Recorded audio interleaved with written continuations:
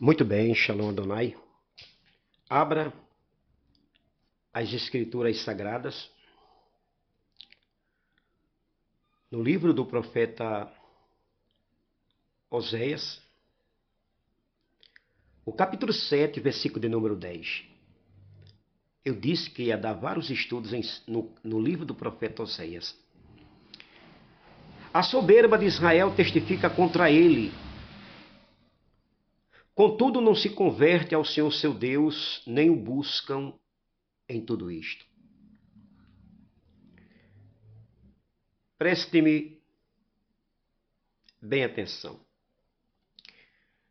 Alguém perguntou se existe diferença entre uma pessoa soberba e uma pessoa arrogante. Arrogância e soberba são parecidas, mas não são exatamente a mesma coisa. Permita-me te explicar.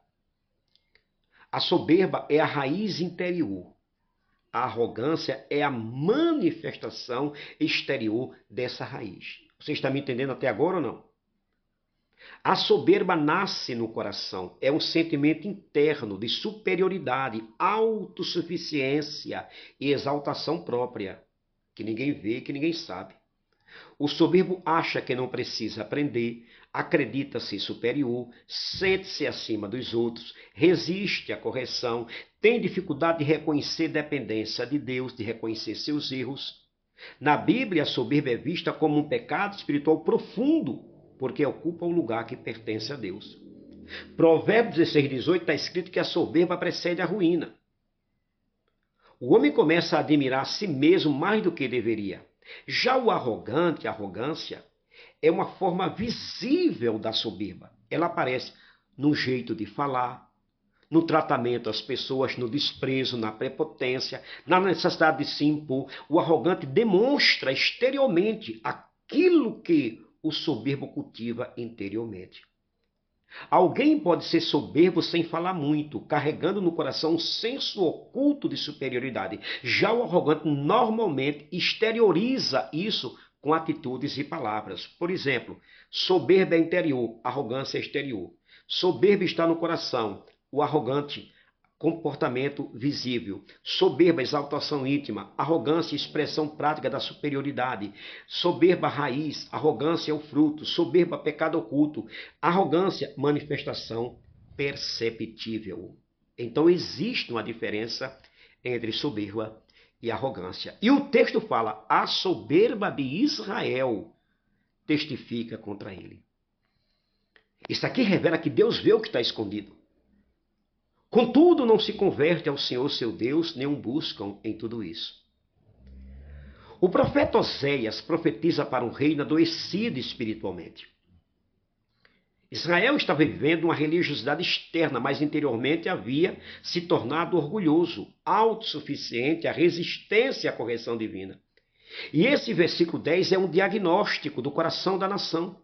O problema não era apenas pecado, mas incapacidade de voltar para Deus. O texto revela algo assustador. Deus estava falando através das crises, das perdas, da decadência moral e política, mas o povo permanecia sem arrependimento. Quantas mensagens você não prega na sua igreja, não ventila na sua igreja, não profetiza na sua igreja e você vê aquela pessoa que nunca quer mudar? A expressão a soberba de Israel testifica contra ele. Significa que o próprio comportamento arrogante da nação servia como testemunha de sua queda. Eles não precisavam ser acusados por inimigos, sua altivez os condenava diante de Deus. Esse texto descreve perfeitamente a igreja moderna, muita aparência, muito movimento, muito discurso, mas pouco quebrantamento verdadeiro. A igreja cheia de atividade, porém vazias de retorno genuíno ao Senhor. Os antigos enxergavam a soberba como o primeiro câncer da alma. A soberba transformou anjos em demônios. A humildade transforma homens em filhos de Deus. O verbo converter aqui, no hebraico, é chuvi, que significa voltar, retornar, refazer o caminho. Israel não havia perdido apenas rituais, havia perdido a capacidade de voltar. O mais grave no texto não é o pecado deles, é a resistência ao arrependimento. Observa a progressão. A soberba domina, o coração endurece, a correção divina chega, mesmo assim não há retorno. O versículo termina com: nem o buscam em tudo isto. Ou seja, sofreram, perderam, foram advertidos, mas ainda assim não buscaram a Deus. Isso revela uma tragédia espiritual raramente pregada. Eu digo raramente pregada. Existe gente sofrendo disciplina divina sem produzir arrependimento, sofrendo o peso da mão do Eterno, bendito seja Ele, mas não quer mudar. Sabe que está caminhando para o inferno, mas não quer mudar. Sabe que suas atitudes vêm destruindo o seu ministério, o seu lar, sua família, mas eles não querem mudar. Quais são as lições que nós temos aqui? A primeira lição raríssima que temos aqui é que a soberba espiritual faz o homem continuar caindo sem perceber. Israel estava em decadência, mas não discernia.